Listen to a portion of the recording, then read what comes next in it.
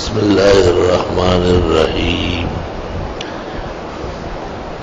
الذين إن مكناهم في الأرض أقاموا الصلاة وآتوا الزكاة وأمروا بالمعروف ونهوا عن المنكر ولله عاقبة الأمور. ما قبل کے مضمون میں اللہ جو مسلمانوں کا دفاع فرماتے ہیں اور ان کو بچاتے ہیں شر شریر سے اور فتنہ فتان سے یا افساد مفسد سے، اس کی دو شرطیں بیان فرمائی کہ ایک مومن خائن نہ ہو اور ایک ناشکرا نہ ہو. ان اللہ یدافع عن الذین آمنوا، مسلمانوں کو اللہ بچائے گا، ان کا دفاع کرے گا. ان اللہ لا يحب كل خوان کفور، اور اللہ کسی خیانت گر اور ناشکرے کو پسند نہیں کرتا. کفار عموماً خائن بھی ہے اور ناشکر بھی ہے، تو چونکہ کفار خائنین اور ناشکرے ہیں، ان کے مقابلے میں مومن مسلم کا دفاع ضروری ہے. لیکن اگر یہ قبائح مومن میں پائے جائے، کیونکہ ایمان کے ساتھ قبائح تو جمع ہو سکتے ہیں، جیسے صحت کے ساتھ بعض عوارض جمع ہوتے ہیں، تو مومن اور مسلم کا دفاع نہیں ہوگا. کبھی یہ خیال انبیاء کی تعلیم کی روشنی میں پیدا ہوتا ہے کہ مسلمانوں کے یہ کمزور دل اور یہ زبون حالی کیا اللہ کے علم محیط سے باہر تو نہیں ہے، اور نہ اللہ کی قدرت کاملہ سے کوئی بعید ہے. اس کا جواب بھی اس آیت میں دیا گیا ہے.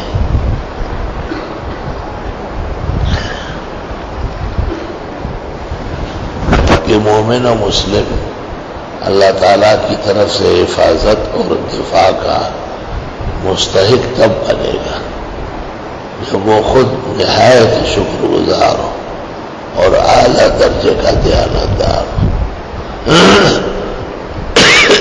آپ تاریخ میں اسلامی عزت اور وقار پہ دیکھیں گے، اس میں دو باتیں نمایاں ہوگی. ایک یہ کہ ان میں امانت و دیانت پائی جاتی تھی، مجال نہیں تھا کہ اس میں کمی آ جاتی. اور دوسرا وہ کفور نہیں تھے، شکور تھے. آگے کفار کی خیانت اور ان کی ناشکری کی تفصیل فرمائی اور مسلمانوں کی ذمہ داری بیان کی. الذین مکناہم فی الارض، جن کو ہم حکومت دے روئے زمین میں، اقاموا الصلاۃ، نمازوں کی اقامت کرائے، وآتوا الزکاۃ، اور زکوٰۃ کا نظام درست کر لیں، وامروا بالمعروف ونہوا عن المنکر، اچھے کاموں کا کہے اور برے کاموں سے منع کرے. وللہ عاقبۃ الامور، یہ اسلامی حکومت کا مختصر اور اجمال ہے مناسب کا اور ذمہ داری ہوگا، کیونکہ اس کا اثر زیادہ پڑے گا حکومت پر کہ حکومت پسخوردہ بنتی جائے گی، ہر طرف سے پٹتی جائے گی. دوسری جگہ ارشاد فرمایا گزشتہ آیات میں کہ یہ دیکھتے نہیں ہیں کہ ہم کناروں سے انہیں کاٹ رہے ہیں. افہم الغالبون، یہ غالب کیسے رہیں گے، ان پر تو عرص حیات تنگ کیا جا رہا ہے. امام راضی نے الذین مکناہم فی الارض کی تفسیر میں لکھا ہے کہ گزشتہ حکومت اسلامی ہوتی تھی اور وہ علماء کی پشت پر رہتی تھی. عالم لوگ جتنے ہوتے تھے وہ دین کا کام حکومت کے مطابق کرتے تھے کیونکہ حکومت اور علماء آپس میں ایک تھے تو تبلیغ بڑی مضبوط تھی. اگر عالم لوگ کی بات نہ مانی جاتی تو حکومت درمیان میں آ جاتی.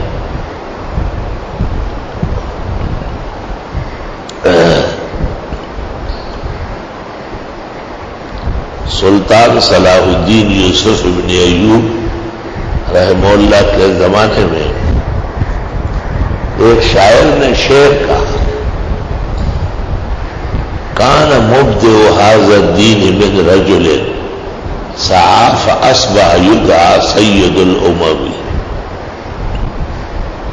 کہ اس دین کا جو بڑا تھا پیغمبر اسلام وہ بھی ایک انسان تھا لیکن اس نے بڑی محنت کی اور بہت مشقت کی تو آج وہ سید الامم کہلاتا ہے. علماء نے اس پہ اعتراض کیا کہ یہ شعر صحیح نہیں ہے. نبوت موہوبہ ہے اللہ کی طرف سے, یہ مکتسب نہیں ہے. نبوت کسبی نہیں ہے کہ محنت مشقت سے حاصل ہو جائے.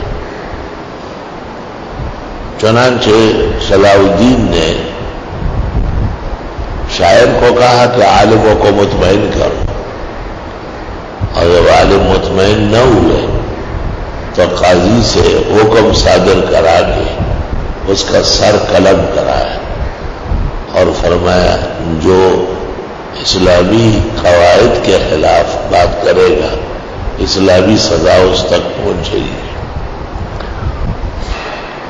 اب ہمارے زمانے میں بے شک مسلمان بظاہر بہت زیادہ ہے, لیکن ایک تو ان میں امانت و دیانت نام کی کوئی چیز نہیں ہے. بہت جلدی پھسل جاتے ہیں اور بڑے بڑے عہدے متاثر کرتے ہیں, اور دوسرے کہ شکرانہ نہیں جانتے.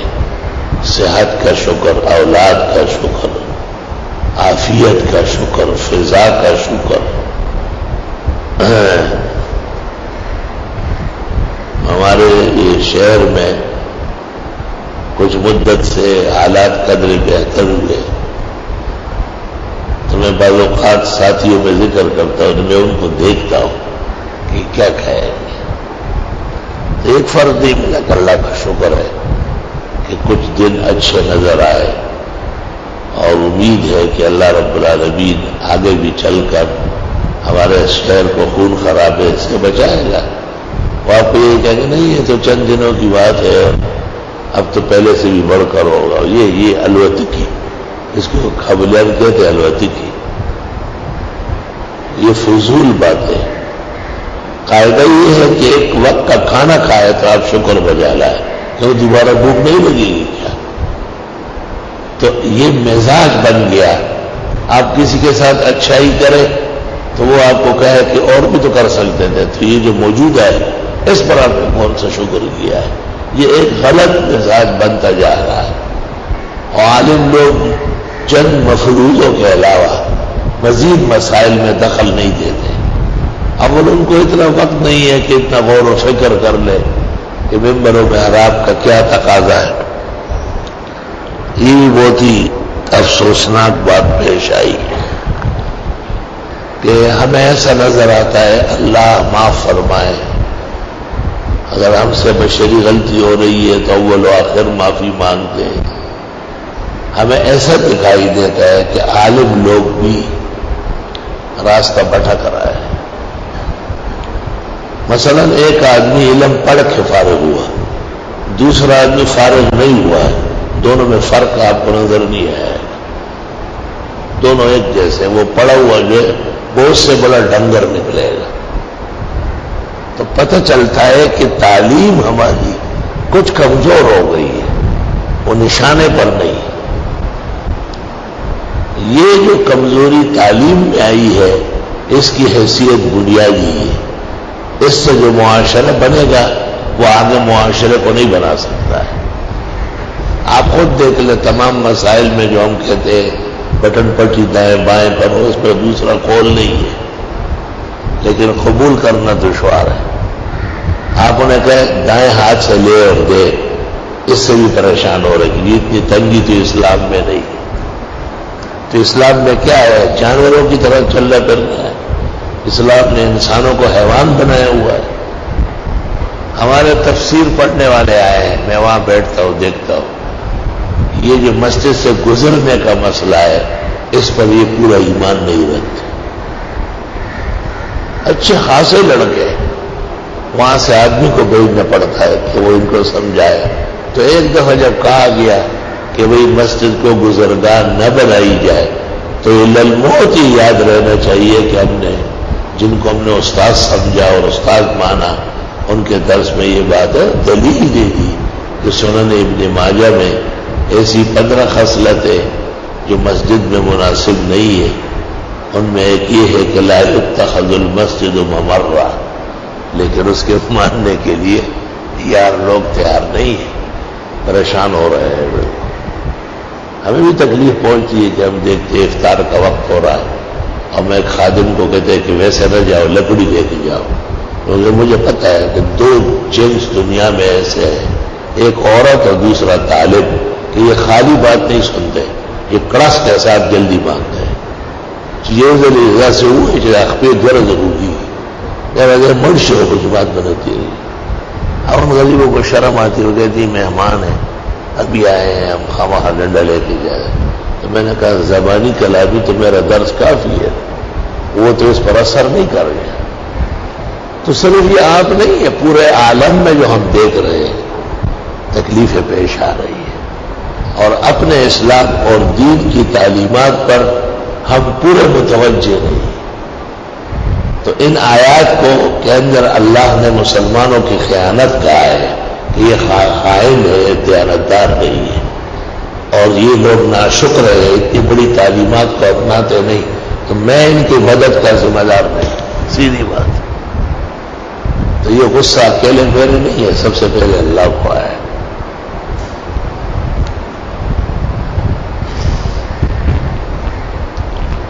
ہمارے ایک ساتھی ہے تو انہوں نے ایک دن مجھے کہا کہ جتنے مسائل آپ بیان کرتے ہیں یہ سب صحیح ہے، مگر چونکہ اس کے بیان کرنے والے آپ ہیں تو میں نہیں مانوں گا. میں نے کہا چلو آدھا کام تو ہو گیا کہ آپ نے ان کو حق مانا ہے، صرف مجھ سے ناراض ہے یا مجھے اس قابل نہیں سمجھتے. خیر ہے، کبھی اللہ آپ کے دل پہ ڈال دے گا. لیکن میں نے کہا مسئلہ تو میرا نہیں ہے، شریعت کا ہے، تو میری وجہ سے شریعت کو مسترد کر رہا ہے. وَلَا يَجْرِمَنَّكُمْ شَنَآنُ قَوْمٍ عَلَىٰ أَلَّا تَعْدِلُوا. کسی کی دشمنی یا بدخواہی یا اس کو آپ پسند نہیں کرتے یا آپ کو آمادہ نہ کریں کہ آپ انصاف سے ہٹیں. اعدلوا، خود درست رہو، هُوَ أَقْرَبُ لِلتَّقْوَىٰ. یہی تقویٰ کا تقاضا ہے. الذین ان مکناہم فی الارض، وہ لوگ جن کو ہم حکومت دے زمین میں. تمکین فی الارض کا اطلاق مفسرین کے ہاں حکومت کے قیام پر ہے، لیکن حکومت کے علاوہ بھی بااختیار لوگ ہوتے ہیں، جیسے محتمم مدرسے کا، ناظم مدرسے کا، استاذ جماعت کا، باپ گھر میں، ماں بال بچوں کے سامنے ان کی باتیں چلتی ہیں. ایک شہر کا ذمہ دار، ایک صوبے کا گورنر، وزیر اعلیٰ، یہ لوگ بھی تمکین فی الارض کے افراد ہیں. ان کی ذمہ داری کیا ہے؟ اقام الصلاۃ، نماز قائم کرائے. نماز قائم ہوگی 3 طریقے سے. ایک تو نماز کی اہمیت بیان ہو جائے. بظاہر یہ معلوم ہوتا ہے کہ یہ مسئلہ بیان ہوا ہے، لیکن لوگوں کے سلوک سے پتہ چلتا ہے کہ بیان نہیں ہوا ہے. دوسرا یہ کہ نماز پڑھنے کے فوائد اور نہ پڑھنے کے قبائح معلوم ہو. تو معلوم یہ ہوا کہ تمکین فی الارض میں جیسے اس کے نفاذ کے لیے حکومت کی طاقت چاہیے، اس کے سمجھانے کے لیے عالم کا علم چاہیے. وآتوا الزکاۃ، اس میں بھی 3 چیزیں ہیں. وہ لوگ جن پر زکوٰۃ فرض ہے، یعنی اصحاب النصاب، وہ لوگ جن کو زکوٰۃ دینی ہے، مصارف زکوٰۃ، اور وہ اشیاء یا اجناس یا اموال جس کی زکوٰۃ دی جائے گی، اس کی شرح و تفصیل. وَأَمَرُوا بِالْمَعْرُوفِ وَنَهَوْا عَنِ الْمُنكَرِ، اور یہ امر کرے کہے نیکی کے کاموں کا. بھائیو سر رکھو، بھائیو شلوار کے 5 ٹخنوں سے اوپر کر لو، یہ امر بالمعروف ہے نا. منکر کو صرف زنا تک محدود کرنا اور شراب خوری تک محدود کرنا بے عقلی ہے. منکر کا اطلاق مستحب یعنی مکروہ سے لے کے حرام پر، اور معروف کا اطلاق مستحب سے لے کر فرض تک ہے. اس لیے علماء دین کہتے ہیں ایک مستحب کا احیاء بھی فرض کے برابر ہے. من تمسک بسنتی عند فساد امتی وللہ عاقبۃ الامور، اور اللہ کے ہاتھ میں ہے انجام تمام کاموں کا.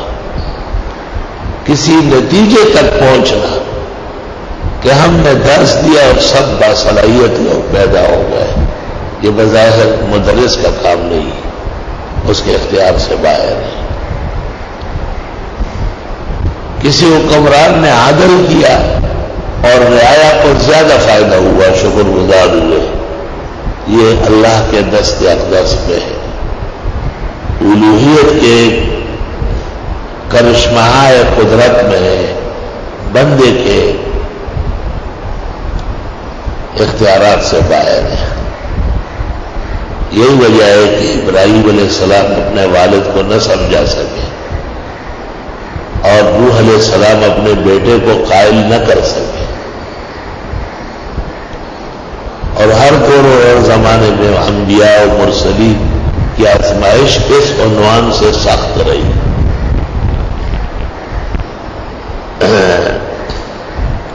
قرآن کریم سورۃ انفال میں کہ ابو جہل اور مشرکین جب بدر کے لیے نکل رہے تھے،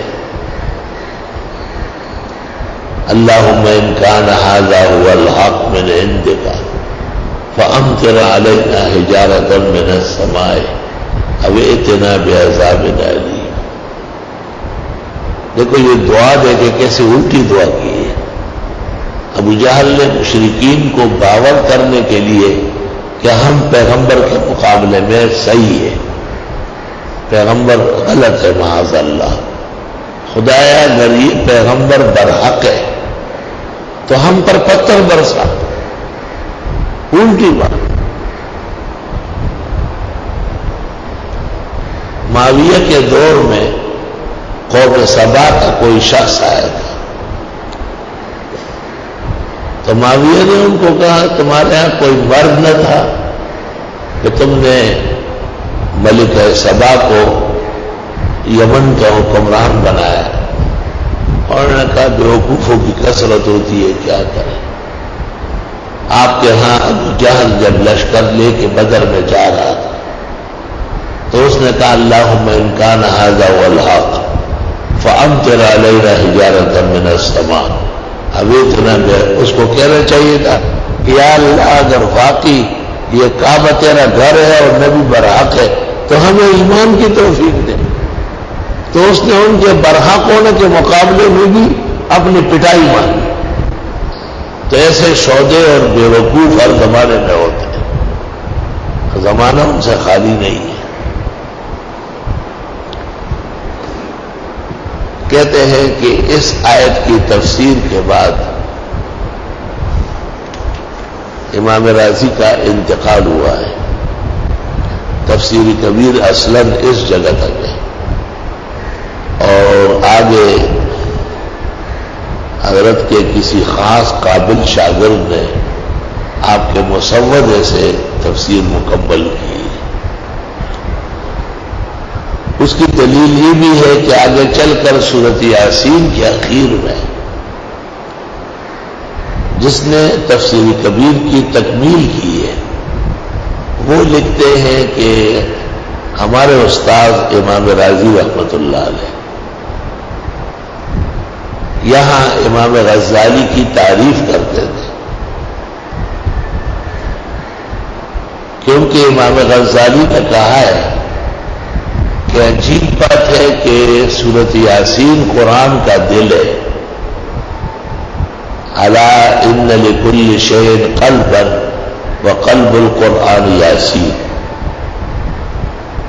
سنن کی روایت ہے فضائل کی، اور حدیث میں ہے کہ اقرؤوا علی موتاکم یاسین، مرنے لگے تو سورہ یاسین پڑھو۔ تو امام غزالی کہا کرتے تھے کہ چونکہ دل فیل ہوتا ہے بوقت مرگ، دل کا سہارا چاہیے، یہ دل فیل ہوتے اور دل جو کبھی فیل نہ ہو وہ ہے سورۃ یاسین۔ اس لیے آج تک مسلمانوں کا طریقہ ہے کہ بوقت زن کدن جان کنی کے جو اعمال کرتے ہیں ان میں سورۃ یاسین انتہائی اکسیر ہے۔ اور اسی طرح قبر پر بھی الگ تحقیق امام محمد نے کہا ہے کہ ہم بہتر سمجھتے ہیں کہ قبرستان میں تلاوت ہو۔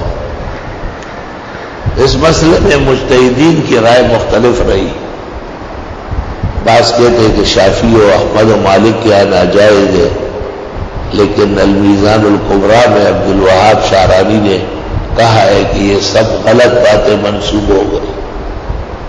کل کے کل ائمہ اسلام قرآن کریم کے زندے اور مردے کے فائدے کے لیے پڑھنے کے قائل ہیں۔ ہمارے یہاں فتاوی عالمگیری میں لکھا ہے کہ جنازہ جب پڑھ لیا جائے اور مردہ قبر میں دفن ہو جائے تو جتنے لوگ موجود ہیں وہ مل کر کے ایک قرآن پڑھ کر کے پھر دعا مانگ کے روانہ ہو جائے۔ عالمگیر بادشاہ کے زمانے میں یہ رواج تھا۔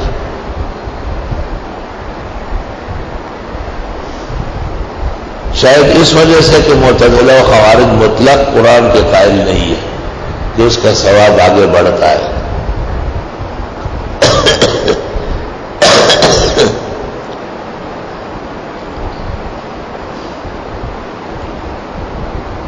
اگر کوئی شخص چاہے کہ وہ اللہ کو راضی کر لے یا مسلمانوں کا بھلا کر لے تو کہتے ہیں دو عمل ایسے ہیں جو بہت فائدہ مند ہے، ایک قرآن شریف پڑھنا اور دوسرا خیر خیرات کرنا۔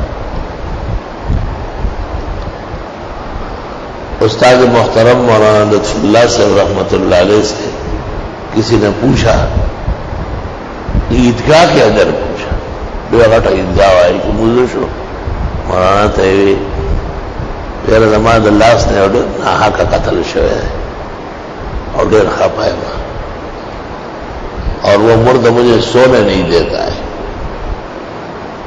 وہ جب بھی سوتا ہوں تو مجھے مارنے لگتا ہے کہ مجھے کیوں مارا تم۔ ہمارے استاد نے ان کو کہا کہ قرآن شریف پڑھو اور اس کو بخشو۔ اس سے میں نے پوچھا کافی وقت بعد، اس نے کہا بہت زیادہ قرآن پڑھنے کے بعد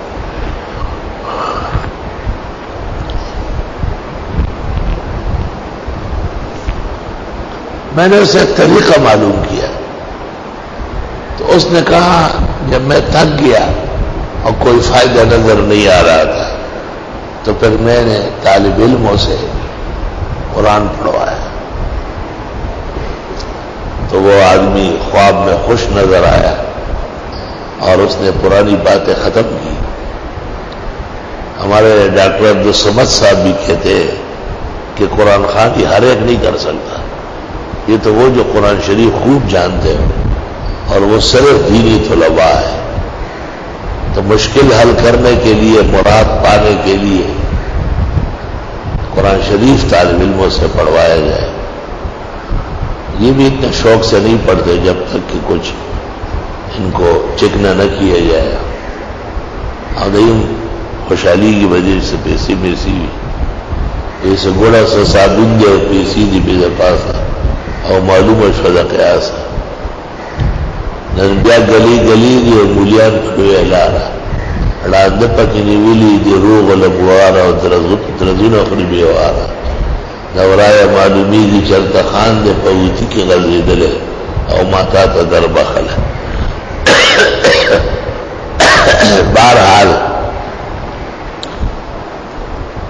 نیت خالص ہو تو دیکھو امام راضی نے یہاں تک لکھا ہے اور شاگردوں کو اللہ تعالیٰ نے یہ صلاحیت دی کہ انہوں نے اس طرح سے تفسیر آگے بڑھائی کہ بہت سارے علماء کو یہ پتہ بھی نہیں، وہ سمجھتے نہیں مکمل ہو چکی ہے۔ ایک عرب عالم نے تفسیر کبیر کے مقدمے میں لکھا ہے کہ نہیں مکمل ہو چکی ہے اور بیچ میں مرنے کا قول غلط ہے۔ اتفاق سے مجھ سے اس کا تعلق ہوا، اب میں نے اس کو تفسیر کبیر میں 2-4 جگہ دکھائی، کچھ کہے بغیر تو اس نے کہا وہ جو ہم نے قول کیا ہے وہ غلط معلوم ہوگا، خود سمجھ گیا۔ میں نے کہا دیکھو یہ امام راضی نہیں ہے، یہ کوئی اور ہے۔ یہ ایسے ایک اطلاع للعلماء کے طور پر کہ آدمی کو پتہ ہے کون سی کتاب مکمل ہے۔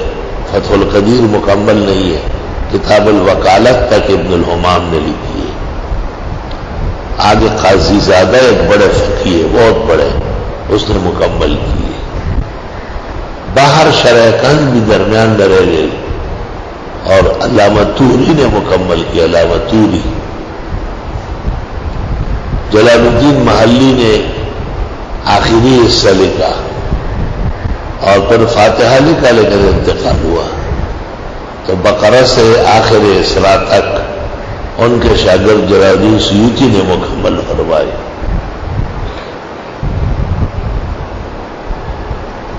وہی جو کذبوک اور اگر یہ آپ کی تکذیب کرتے ہیں، فقد کذبت قبلہم قوم نوح وعاد وثمود، بس تکذیب کر چکے ان سے پہلے نوح علیہ السلام کی قوم، اور عادی اور سمودیوں نے، عاد جو ہے حضرت ہود علیہ السلام کے لوگ ہیں اور سمودی حضرت صالح علیہ السلام کے لوگ ہیں۔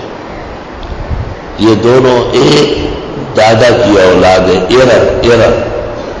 ارم نام تھا اس کے، 2 سلسلے تھے، ایک عاد اور ایک سمود۔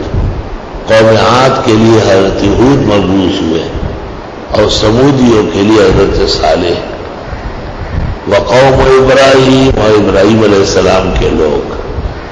کہتے کہ یہ بابل میں تھے اور ارمینیا میں تھے، حالانکہ یہ پشاور میں تھے۔ وقوم لوط اور لوط علیہ السلام کی قوم۔ لوط علیہ السلام الگ تحقیق ابراہیم علیہ السلام کے بھانجے، بعض کہتے ہیں بھتیجے۔ حق تعالیٰ نے حضرت کی مدد و نصرت کے لیے پیغمبری عطا فرمائی۔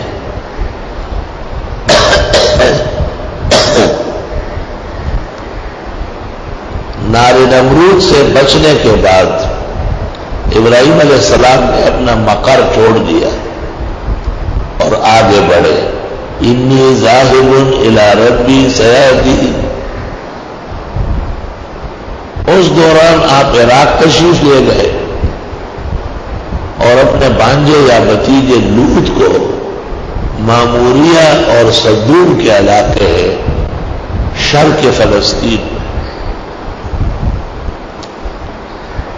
فلسطین کا ایک علاقہ ہے، اس کے 2 حصے ہیں، ایک کو صدوم کہتے ہیں، دوسرے کو ماموریہ، اور یہاں وہ قوم آباد تھی جن کا میلان عورتوں کے بجائے مردوں کی طرف تھا، اور اس قباحت کو منع کرنے کے لیے اللہ نے حضرت لوط علیہ السلام کو وہاں کے لیے مبعوث فرمایا.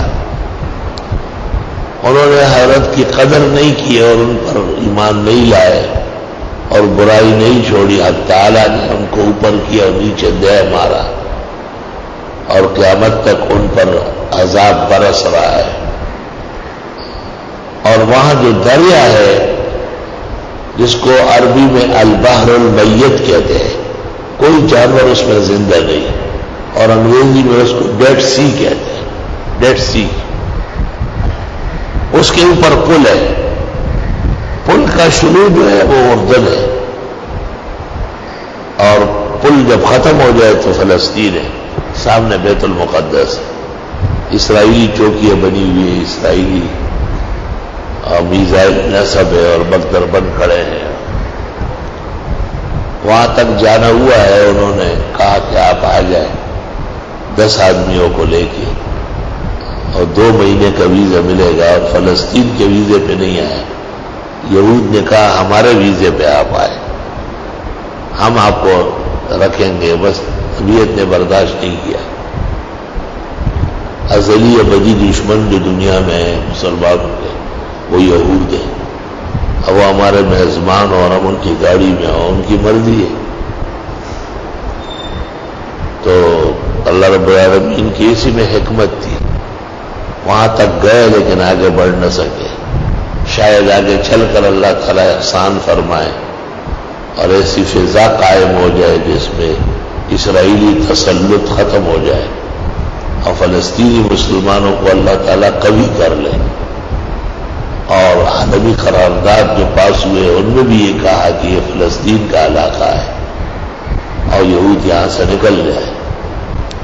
لیکن امریکہ نے اپنی خاص شرارت اور سازش سے عالم اسلام کو بے چین کرنے کے لیے بیت المقدس باقاعدہ یہودیوں کے حوالے کیا ہے. ان کی تمام کمی امریکہ پوری کرتا ہے.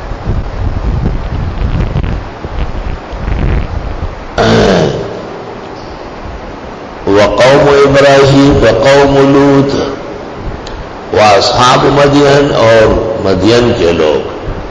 مدین وہ علاقہ ہے جہاں شعیب علیہ السلام مبعوث تھے. وکذب موسیٰ، اور حضرت موسیٰ کی بھی تکذیب کی گئی، کیونکہ شعیب علیہ السلام کے حضرت موسیٰ علیہ السلام داماد تھے. حضرت شعیب کی بیٹی صفورہ حضرت نے موسیٰ علیہ السلام کے نکاح میں دی تھی. سورہ قصص میں تفصیل آ رہی ہے. فَأَمْلَيْتُ لِلْكَافِرِينَ، پس میں نے مہلت دی کافروں کو. ثُمَّ أَخَذْتُهُمْ، پھر پکڑا انہیں. فَكَيْفَ كَانَ نَكِيرِ، پس کیسے رہا انکار کی سزا. فَكَأَيٍّ مِّنْ قَرْيَةٍ أَهْلَكْنَاهَا، کتنی بستیاں ہیں جن کو ہم ہلاک کر چکے ہیں. وہی ظالمتن، اور وہ ظالم تھی. بستی ظالم تھی یعنی بستی والے. فَهِيَ خَاوِيَةٌ عَلَىٰ عُرُوشِهَا، بس وہ گری پڑی ہے چھتوں کے پر. عمارت جب گرتی ہے تو اس طرح کی اوپر کا نیچے آ جاتا ہے. وَبِئْرٍ مُعَطَّلَةٍ، اور کنویں بیکار پڑے ہوئے. کسی زمانے میں ان کنووں پر انسانوں کا رش تھا. انسان آباد تھے چاروں طرف، انسان ہی نہیں ہے تو کنویں بھی بالکل ویران اور بنجر ہو گئے. وقصر مشید، اور محلات چونا گچ، چونے کے بنے ہوئے زبردست قسم کی عمارات، قلعے اور محلات. جہانگیرہ میں، جہانگیرہ 2 حصے ہیں. ایک دریائے کابل پار کر کے بھی شروع ہوتا ہے. یہ لوگ اس کو پایان کہتے ہیں. اور آگے تھوڑے سے چل کر پھر دوسرا جہانگیرہ شروع ہوتا ہے، اس کو جہانگیرہ بالا کہتے ہیں. اس میں پختون رہتے ہیں، پہلے والے میں ہند کو بولنے والے رہتے ہیں. درمیان میں ایک کھائی ہے بہت بڑی، اور اس کھائی پر زبردست قسم کا ریڈ ہے. ریڈ ایک جہانگیرے سے دوسرے جہانگیرے ہے تو دریا کا راستہ ہے اس وقت خراب ہوتا تھا، اور یا گاؤں کا راستہ ہے بہت بڑا. تو استاد محترم حضرت اقدس مولانا لطف اللہ سے ہمارے محلے میں جا رہے تھے، تو ایک راستہ اوپر سے اسی ریٹ کے پاس سے تھوڑا چڑھ کر، میں نے کہا حضرت یہاں سے چلے گئے نہ دل تھی کلی بازار شکرے رہے بھائی ہوڑے روک جانے میں سیکھ ہے وقت ڈیر رہے اوپر. پھر ایک موقع پر میں نے دیکھا، پھر دیکھا، کیونکہ میں سبق پڑھتا تھا حضرت صاحب سے تو طالب علم کا تجسس ہوتا ہے. میں نے حضرت سے پوچھا ذرا جدی کمر پر لارا مانتا سے بالکل نہیں جی بولے کہ اوپر جو کھائی ہے رہٹ کے راستے سے. فرمایا اس جگہ سکھوں نے پختونوں کی لڑکی جوان زبردستی پکڑ کر کے اور ان کی بے عزتی کر کے پھر یہاں نیچے اس کنویں میں ڈالتے تھے، اور ان کی فریادیں آتی تھی باقاعدہ، گزرنے والا آہ و بکا سنتا تھا. تو فرمایا اس کی تاریخ مجھے مستحضر ہے، تو جب میں یہاں سے گزر جاتا ہوں کئی دن تک نیند نہیں آتی، اور یہ درد و غم سن کر شاہ اسماعیل اور سید احمد دلی سے فوجی قافلہ لے کے مجاہدین کا روانہ ہو گئے ان پختونوں کا بدلہ لینے کے لیے. کہ افسوس دلی کے خانوادوں نے غیرت کر کے ان کے لیے یہاں آ کے جہاد کیا، لیکن انہوں نے اس جہاد کی قدر نہیں کی، اور آخرکار شاہ صاحب اور سید صاحب اپنے عسکروں سمیت شہید کر دیے گئے. دعویٰ ہے اور وبیر معطلت، اور کنویں جو اجڑے پڑے، وقصر مشید، اور محلات چونا کچ سب ویران پڑے ہوئے، کیونکہ انہوں نے اعمال ایسے کیے ہیں کہ ویرانہ بڑھ جائے. افلم یسیروا فی الارض، آئے چلتے نہیں زمین میں، فتکون لہم قلوب یعقلون بہا، پس ہو ان کے دل کے اس سے سمجھے، او آذان یسمعون بہا، یا ان کے کان ہو کے اس سے سنے. ان کے دل اور کان ختم ہو چکے ہیں. فإنها لا تعمى الأبصار، بس اندھی نہیں ہے ان کی آنکھیں، ولكن تعمى القلوب التي في الصدور، لیکن اندھے ہے وہ دل جو سینوں میں. دل جب اندھا ہو جائے تو بادشاہ ہے، تو کان سنے گا فائدہ نہیں ہوگا، آنکھ دیکھے گی فائدہ نہیں. چوکیدار دیکھ رہا ہے، دوسرا کوئی افسر دیکھ رہا ہے، لیکن بادشاہ کا آرڈر علیحدہ ہے، ان کے دیکھنے سے کوئی فائدہ نہیں ہے. یہ حاصل ہے آیت کا کہ ان کے جو صلاحیت کے دل تھے کفر کے تسلسل سے وہ دل اندھے ہو گئے. اب اعضاء کا بظاہر صحت مند ہونا ہدایت کے لیے کافی نہیں ہے. وَيَسْتَعْجِلُونَكَ بِالْعَذَابِ، اور یہ جلدی مانگتے ہیں عذاب. ہر بات پر یار عذاب کیوں نہیں ہے، عذاب آئے گا تو کہاں جائے گا. ایک زلزلے کا تاب نہیں ہے، ایک جھٹکا زمین کو دے دوسرا دے ساری آبادی نیچے جائے. یہ ٹھٹے کے اندر کھدائی ہوئی ہے، 56 فٹ پر پورا شہر نکلا ہے. 56 فٹ پر زمین کو یوں کیا، اور جو آبادی تھی اس کو نیچے کیا، دوبارہ ملایا، 56 فٹ نیچے کھڈے میں چلے گئے. کون پوچھنے والا تھا؟ کہتے ٹھٹا اور کوئٹہ ان کے آپس میں تناؤ ہے، رگے، یہ اکٹھے تقریباً خراب ہو چکے ہیں. ایسا زمانہ تھا کہ ٹھٹے میں 200 مدرسے تھے اور اکثر میں دور حدیث ہوتا تھا. اور اورنگزیب عالمگیر رحمت اللہ علیہ نے اپنے علم کی تکمیل یہاں فرمائی. اس زمانے میں جو مراکز تھے جیسے بغداد تھا، پشاور تھا، لاہور تھا، اس میں ٹھٹھا بھی تھا. تفسیر روح المعانی میں سورہ اعراف کے اندر آلوسی نے لکھا ہے کہ اس وقت ہندوستان میں 2 مرکز علم کے، ایک ٹھٹہ اور ایک لاہور، اور میں ٹھٹے کا جواب آ گیا اور لاہور کا انتظار۔ آلوسی نے استفتاء کیا ہے، کوئی مسئلہ ان سے پوچھا، اتنے بڑے علماء تھے، شیخ ابوالقاسم اور شیخ معین سندھی اور مخدوم ہاشم ٹھٹوی اور بڑے بڑے علماء ہیں، شاہ ولی اللہ اور شاہ عبدالعزیز کے زمانے میں اور ان کے پائے کے محدثین ہیں، اور آج دیکھو تو سب اجڑے پڑے ہیں بالکل۔ توبہ!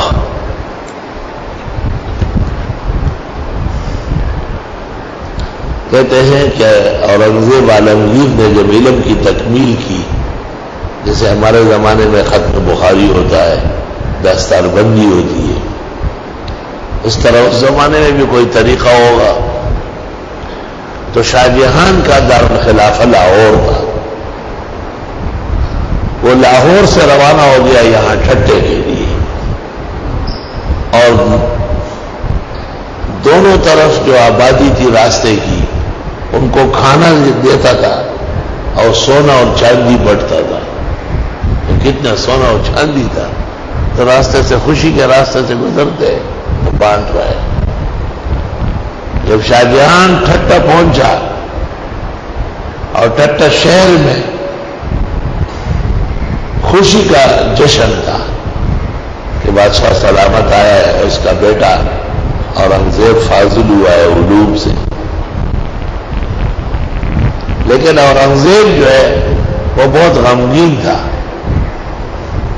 تو شاہ جہان نے وزیر اعظم سے کہا کہ شہزادہ سے پوچھو کہ آج تو خوشی کا دن ہے تو آپ کے چہرے پر پسمردگی ہے۔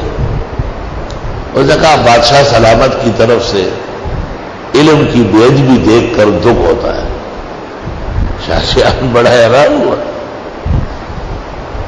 شرمالا سے بے ادبی ہوگا۔ اورنگزیب نے کہا راستے کے دونوں طرف کھانا کھلانا اور سونا و چاندی بانٹنا یہ تو بادشاہوں کے اوپر فرض ہے، بادشاہ ویسے تھوڑا بادشاہت کرتے ہیں، رعایا کو خوش رکھتے ہیں۔ جس جگہ آپ کے بیٹے نے علم پڑھا ہے وہاں کے استاد سے پوچھو کہ آپ کو کیا چاہیے۔ شاہ جہان نے فوراً جو شیخ اعظم تھے، استاد کبیر تھے، اس سے دریافت کیا کہ حضرت میں خدمت میں حاضر ہوں، اپنی تمام تر سلطنت اور لاؤ لشکر کے ساتھ بچے کی تعلیم کی تکمیل کی خوشی میں کیا کرنا چاہیے۔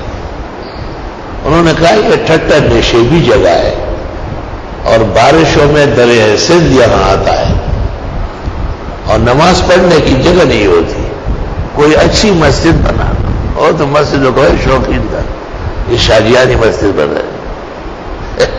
اس پر اس زمانے میں 62,000 اور 28 وہ سرخے خرچہ ہے، لکھا ہوا ہے پلر میں 62,000 اور 28 سرخے اس شاہجہانی مسجد پر جو آج دنیا کا عجوبہ ہے۔ یہ اس خوشی میں تعمیر کروائی کہ اورنگزیب بادشاہ نے ان کے بیٹے نے علم کی تحصیل یہاں فرمائی تھی۔ علماء دین کا سوچ تو ہمیشہ مثبت رہا ہے، مسجد اور مدرسے بنانا ان کا کام ہے۔ ایک دور تک لاکھوں حدیثیں یاد کرتے تھے، بخاری نے 6 لاکھ یاد کی اور احمد بن حنبل کو 16 لاکھ یاد کی، اور خواجہ عبداللہ احرار کو 9 لاکھ یاد تھی۔ پھر ایک زمانہ آیا کہ کتابیں لکھ رہے تھے، بے حساب کتابیں، 8ویں صدی کے آس پاس تمام تصنیفات کی گئی، قلمی ذخائر ہے۔ اس زمانے میں بس یہ دین کی پختگی ہے کہ عالی شان عمارات اور مدرسوں کی، مسجدوں کی، طالب علموں کو اپنے مسلک آباء و اجداد کے موقف سے آگاہ کیا جائے اور ان کی غفلت کو بے درمغزی میں بدلنے کی کوشش کی ہے۔ اللہ اکبر۔ ہر دور اور زمانے میں تقاضے علم بدلتے ہیں۔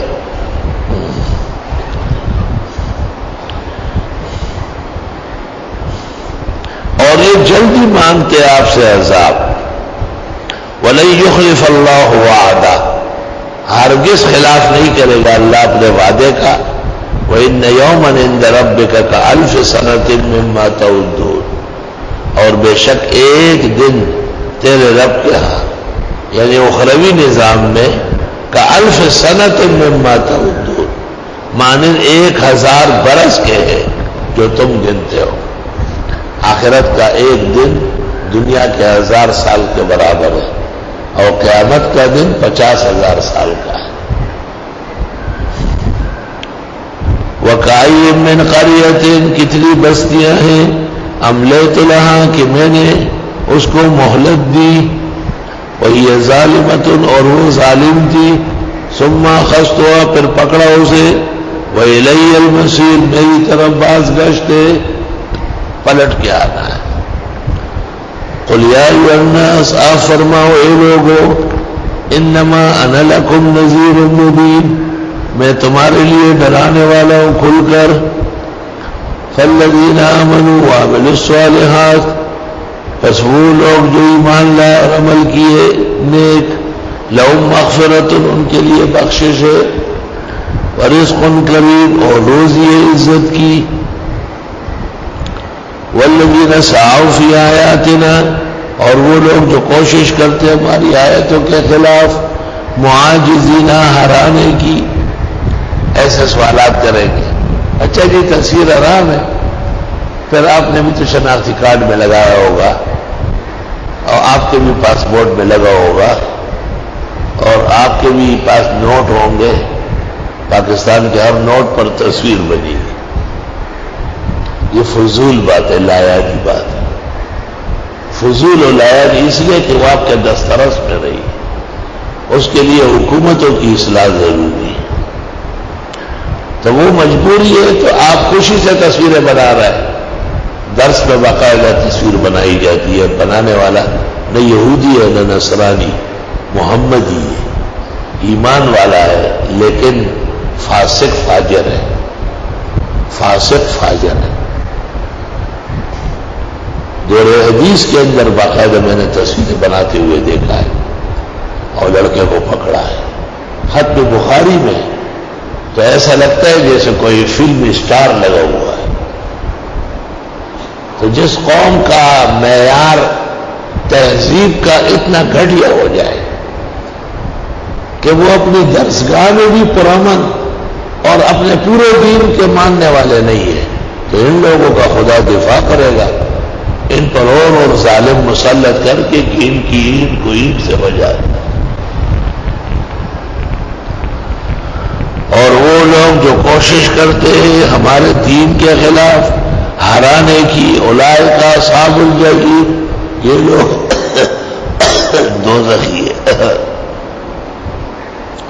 وما ارسلنا من قبلک من رسول ولا نبی، اور نہیں بھیجا ہم نے آپ سے پہلے کوئی رسول و نہ نبی۔ رسول صاحب شرع ہوتے ہیں، اور نبی گزشتہ شرع کا مبین و مفسر ہوتا ہے۔ رسول کا مستقل قوم قبیلہ، اور نبی گزشتہ اقوام اور قبائل کو مزید تعلیم دینے آتے ہیں۔ الا اذا تمنا، جب بھی اس نے چاہا، رسول اللہ صلی اللہ علیہ وسلم نے چاہا کہ ابو طالب ایمان لے آئے، مشرکین نہیں چھوڑتے تھے، وہ بیچ بیچ میں باتیں کرتے تھے، ابو طالب ان سے ڈرا اور ایمان سے رہا۔ آپ پر آیت نازل ہوئی سورہ انبیاء کی، انکم وما تعبدون من دون اللہ حسب جہنم، کہ تم اور جن کو تم پوجتے ہو اللہ کے سوا وہ جہنم کا ایندھن ہے۔ تو شیطان نے ان کے دل میں ڈالا کہ ہم نے تو ملائک کا پوجا کیا ہے، عیسیٰ مسیح کا کیا ہے، عزیر علیہ السلام کا کیا ہے، کہ یہ جہنم جائیں گے. وضاحت ان الذین سبقت لهم منا الحسنى اولئک عنہا مبعدون. جن کی خیریت پہلے سے معلوم ہے وہ ایسے نہیں، وہ تو اللہ تعالیٰ کے خاص بندے ہیں.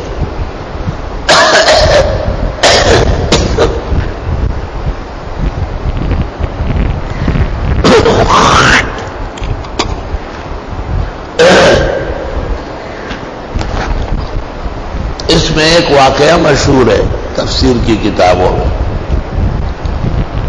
سورۃ نجم جب آپ پر نازل ہوئی اور آپ نے اس کی تلاوت فرمائی، اور تلاوت اس شان سے ہوئی کہ جتنے یہود و نصارہ و مشرکین تھے وہ سب سجدے میں گر گئے. مشہور ہو گیا تھا کہ مسلمانوں میں اور مشرکین میں صلح ہو گئی، اور مشرکین نے محمدی طریقے قبول کر لی.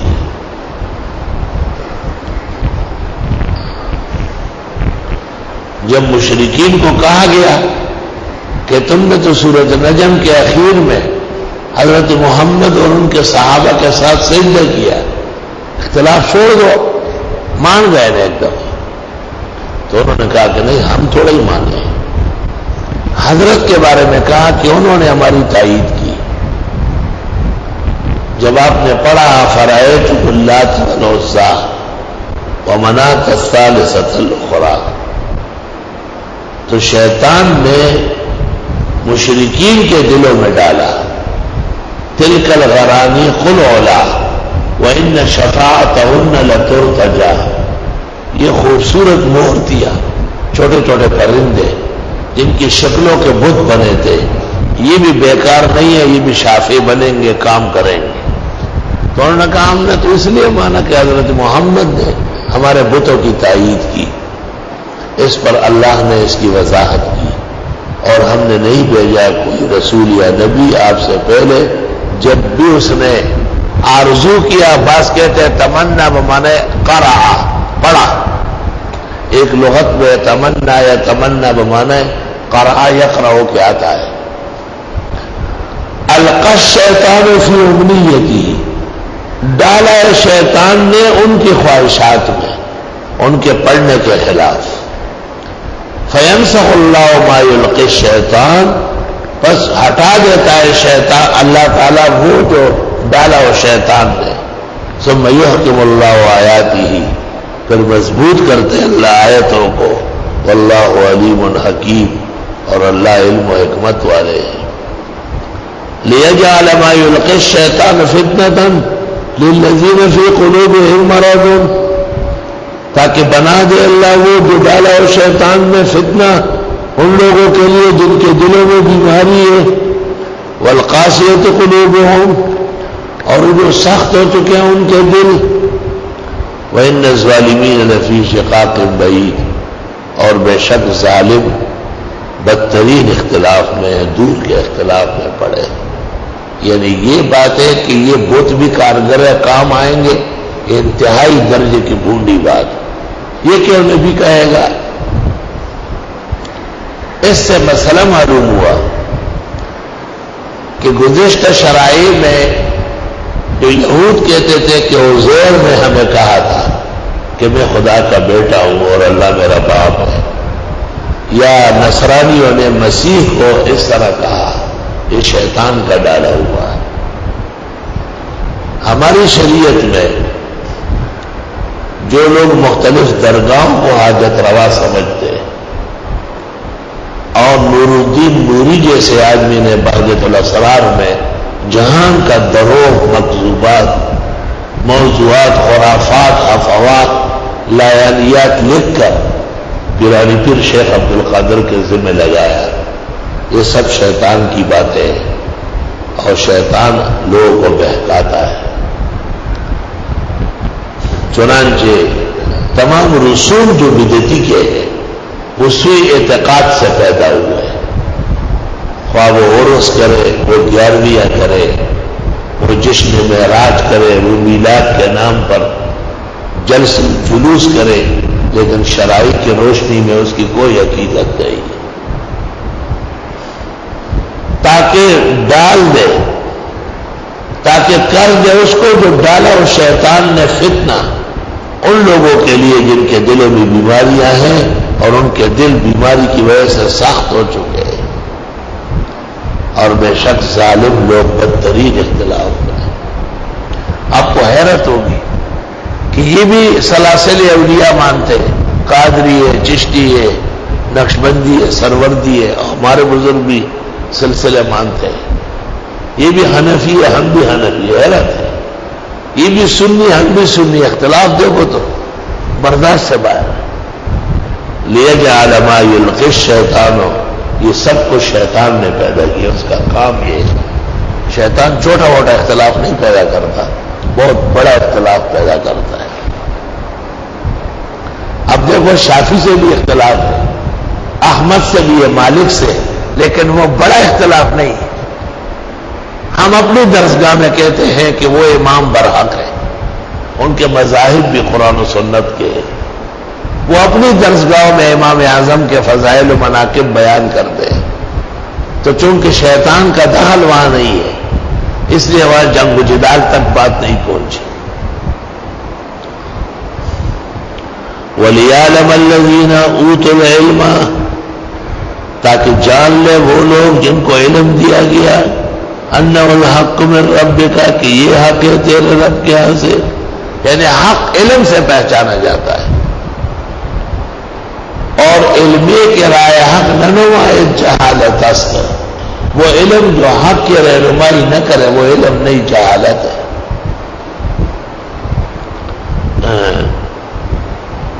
فَيُؤْمِنُوا بِهِ، پس وہ ایمان لے آئے اس پر، فَتُخْبِتَ لَهُ قُلُوبُهُمْ، پس عاجزی کرے ان کے دل، یعنی مان جائے ان کے دل۔ وَإِنَّ اللَّهَ لَهَادِ الَّذِينَ آمَنُوا إِلَىٰ صِرَاطٍ مُّسْتَقِيمٍ، بے شک اللہ رہنمائی کرنے والے ایمان والوں کے سیدھے راستے کی طرف۔ خدا کا شکر کرنا چاہیے کہ ہمیں توحید کا پلیٹ فارم ملا، ہم ارکان میں سنت کے متبع ہیں، ببانگ دہل ہم شرک اور کی تمام قسمیں، بدعت اور اس کے تمام انواع، اس کو ان کو رد کرتے رہتے ہیں۔ اللہ تعالیٰ نے خاص رہنمائی فرمائی۔ اس دن میں نے ایک بڑے عالم دین کی تقریر سنی، ہم ان کے بارے میں بڑے حسن ظن میں مبتلا رہے ہیں، اور سہارنپور کے فاضل ہے، جامع المعقول والمنقول ہے، ان کی ایک تقریر میں نے میلاد پر سنی ہے، بے انتہا دکھ پہنچا ہے، اور اس میں اور احمد رضا خان میں کوئی فرق نہیں ہے۔ اس نے اس مجلس میں وہی باتیں کہی ہے جو ابو البرکات اور ابو الحسنات کرتے ہیں، ان کے تمام دلائل ڈھونڈے، ان کے مقام سے گھرے ہوئے، ان کی شان سے مستبعد، اپنے مشائخ اور اساتذہ کے منہ پر دھول جھونکنے کے برابر تقریر ہے۔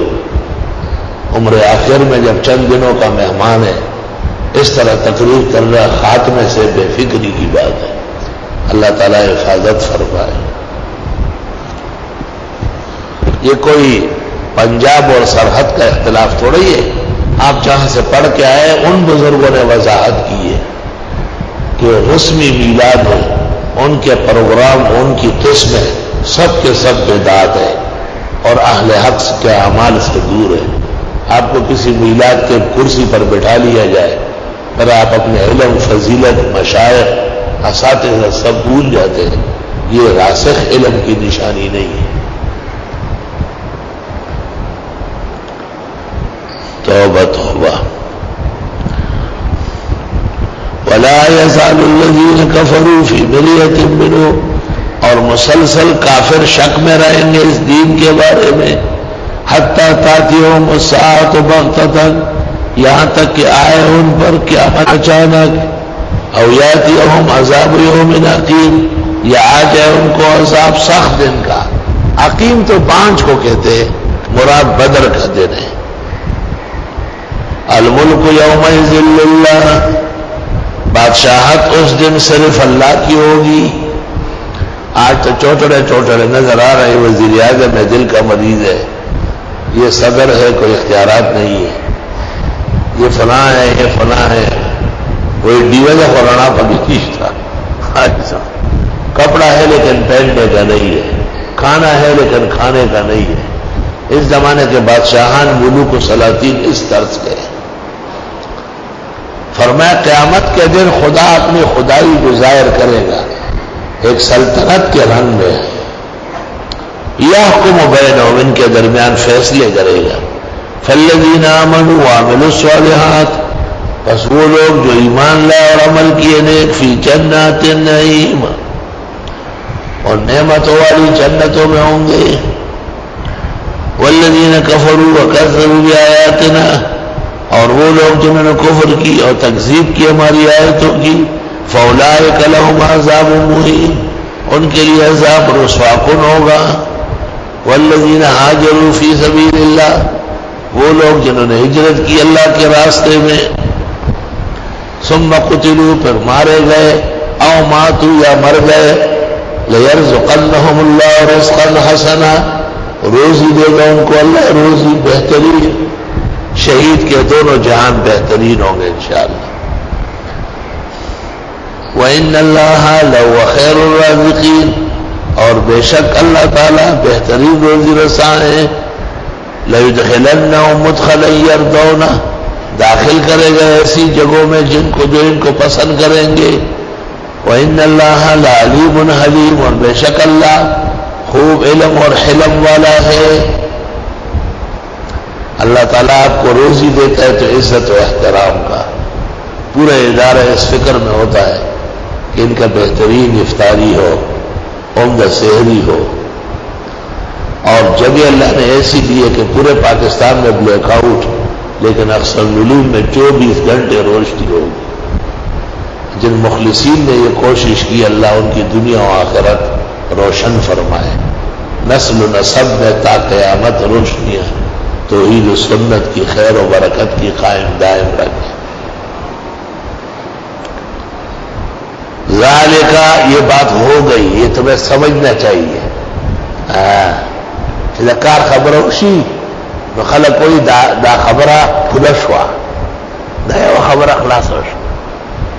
مضبوط بات جو آپ کریں گے وہ ہو جائے تو آپ فل سٹاپ کر دیتے کہ جو بات میں نے کرنی تھی وہ ہو گئی، جس بات کے لیے ہم اور آپ اکٹھے وہ ہو گئی. ذالکہ یہ ضروری بات تھی کہ شیطان کی دخل اندازیاں نہیں چلے گی. اللہ وحی اور وحی والے دین کی حفاظت کرے گا. اور جنہوں نے کفر کیا ہے تکذیب کے وہ سزا پائیں گے. جنہوں نے ایمان اور نیک عمل کیا ہے ان کو جنتیں ملے گی.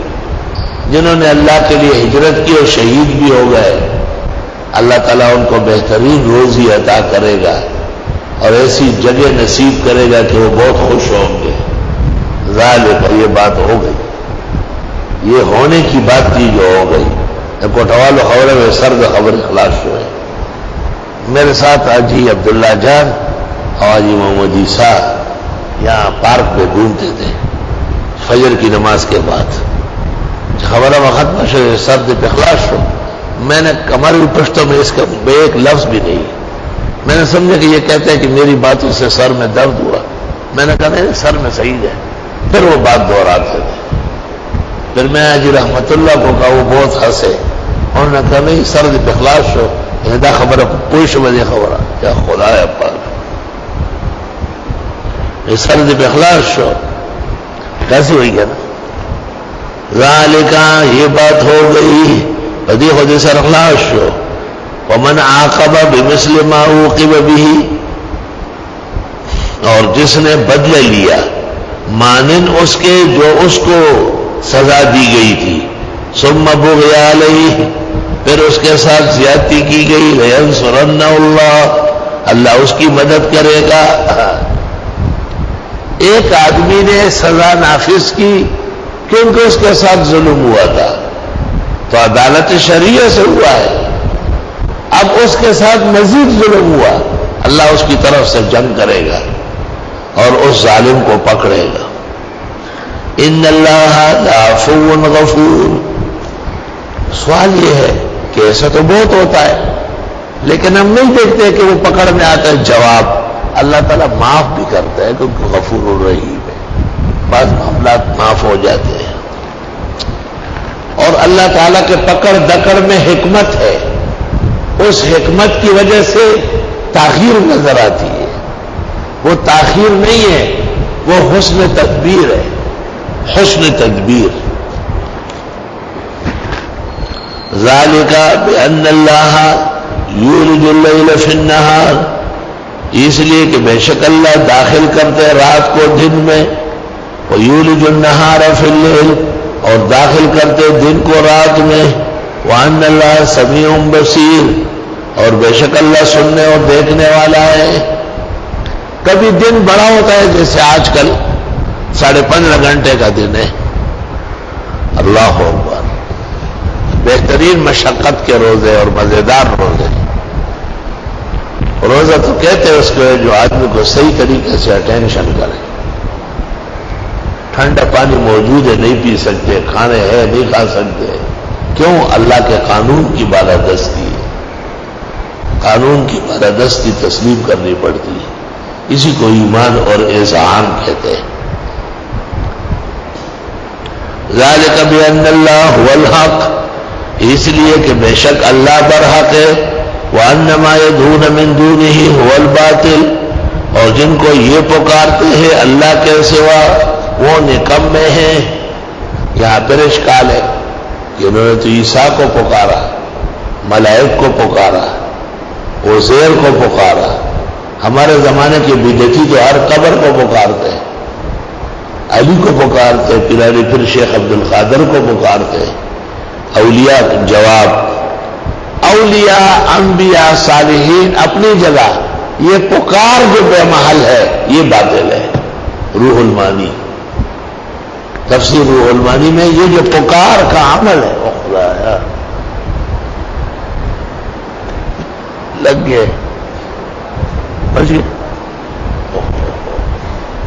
یہ بڑی مصیبت ہے یار، یہ پنکھے بھی بدلنا چاہیے، اس کو بند کرنا چاہیے۔ ایک اور قسم کے نکل آیا، وہ صرف یہ غریب یا لگ گیا، کٹ گیا، ایک بازو کٹ گیا اور میری طرف آ رہا کہ دیکھو میرے ساتھ کیا ہوا، ایک بازو نیچے پڑا ہوا تھا۔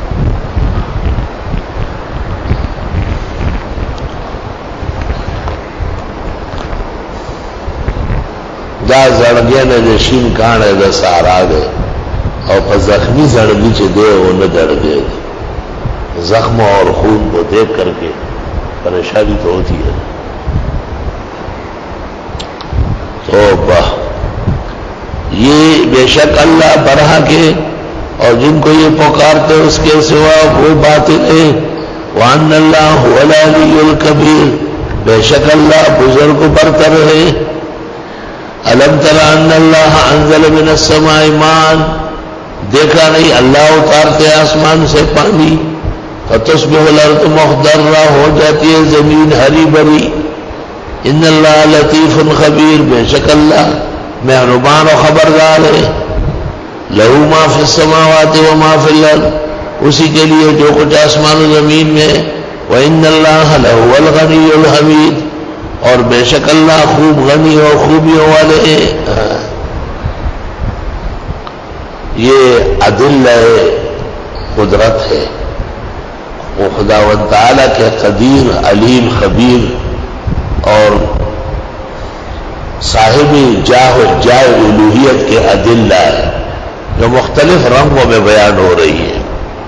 الم تر ان اللہ سخر لکم ما فی الارض، دیکھا نہیں اللہ نے کام میں لگایا تمہارے لیے جو کچھ زمین میں ہے، سب آپ کے کام میں ہے۔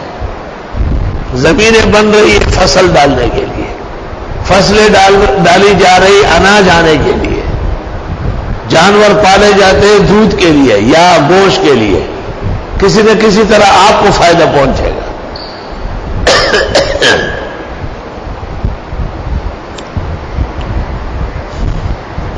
آپ نے دیکھا نہیں بے شک اللہ نے کام میں لگایا تمہارے لیے جو کچھ زمین میں، والفلک تجری فی البحر بامرہ، اور کشتی چل رہی ہے سمندر میں اس کے حکم پر۔ وَيُمْسِكُ السَّمَاءَ، اور اسی نے روکا ہوا ہے آسمان کو، أَن تَقَعَ عَلَى الْأَرْضِ، کہ گر نہ جائے زمین پر. معلوم ہوتا ہے کہ آسمان گرنے والا ہے، اللہ نے روکا ہے. الا باذنہ، اللہ کی قدرت کے دلائل دیکھو، بامرہ باذنہ. ان اللہ بالناس لرؤوف الرحیم، بے شک اللہ لوگوں پر بہت نرمی کرنے والا اور مہربان ہے. وَهُوَ الَّذِي أَحْيَاكُمْ، اللہ وہ ہے جس نے تمہیں زندگی بخشی. ثُمَّ يُمِيتُكُمْ، پھر مارے گا تم کو. ثُمَّ يُحْيِيكُمْ، پھر زندہ کرے گا. إِنَّ الْإِنسَانَ لَكَفُورٌ، بے شک انسان ناشکرا ہے. انسان اگر ان دلائل قدرت کو دیکھے، کرشمہائے تکوین کو سمجھے، اس کی حکمت اور مصلحتوں پر غور کر لے، تو اللہ تعالیٰ کا بہت تابعدار اور مطیع بندہ بن جائے گا.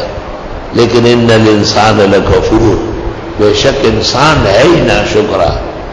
یہ باپ کو بھی کہتے ہیں کہ آپ نے میرے لیے کیا کیا ہے. یہ ماں کو بھی پلٹ کے جواب دے دیتا ہے. یہ اپنے استاذ کی غیبت میں بھی لگ جاتا ہے. یہ اپنے دین کے خلاف بھی باتیں شروع کرتا ہے. یہ نہیں سوچتا ہے کہ اس سے ایمان چلا جائے گا. ان الانسان لکفور. لکل امت جعلنا منسکا، ہر امت کا مقرر کیا ہم نے قربان گاہ. ہم ناسکو، وہی قربانی کرتے ہیں. ہر امت میں قربانی کا حکم موجود ہے. واحد شخص ہے دنیا میں، مہاتما گوتم بدھ، کہ وہ کسی قسم کی قربانی کا قائل نہیں. اس کے نزدیک کوئی جانور حلال نہیں. وہ کہتے ہیں انسان مخلوق ہے، مخلوق کو کیا حق ہے کہ مخلوق کو مار رہی. اس سے پتہ چلا کہ وہ پیغمبر یا نبی نہیں ہے. انبیاء کے ہاں قربانی مفصل ہمیشہ رہی ہے. دوسری بات یہ کہ وہ کپڑا نہیں پہنتا تھا. وہ کہتا ہے کپڑا بندے اور اللہ کے درمیان رکاوٹ ہے. آج بھی گوتھڑے جو ہے، مہاتما گوتم بدھ کے ماننے والے گوتھڑے، وہ بغیر کپڑوں کے کچھ رنگ ونگ لگا لیتے. رنگ سے کہاں چھپتا ہے. اور ان کا ایک مدرسہ ہے سری لنکا میں، وہاں کے طلباء و مدرسین میں نے دیکھے تو وہ احرام باندھے ہوئے. میں نے کہا یہ کیوں؟ کہ احرام تو لباس نہیں ہے، اس لیے میں نے کہا بہترین لباس احرام ہے. حج اور عمرہ اس میں ہوتا ہے اور مردہ اس میں کفنایا جاتا ہے. بارہ اپنے دل کو ایک تسلی دی ہے کہ یہ عام لباس نہیں ہے، یہ خاص لباس ہے. گویا گوتم بدھ کے اس فیصلے سے اس کی امت بھی متفق نہیں ہے، کیونکہ تہذیب چاہتی ہے، انسانیت تقاضا کرتی ہے، تمدن کا مقتضا ہے کہ انسان کے جسم کا پردہ ہو، اور وہ پردے کے قائل نہیں ہے.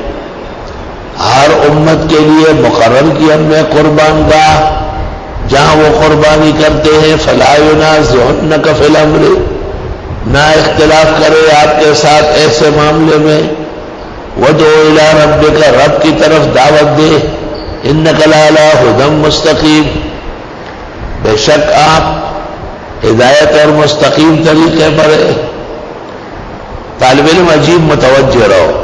فلا ینازعنک فی الامر، یہ دین میں تم سے لڑے نہیں.